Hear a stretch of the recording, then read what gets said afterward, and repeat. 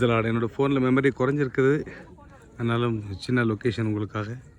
இந்த இடத்துல தான் எலியா பாகால் தீர்க்கதரிசிகளுக்கு முன்பாக சவால் விட்டு கர்த்தரே தெய்வம் என்று தேசத்தையும் ஜனங்களை மனந்திரும்ப வைத்து பரலோகத்தின் தேவன் அக்கினி இறக்கின ஒரு அற்புதத்தின் ஒரு இடம்.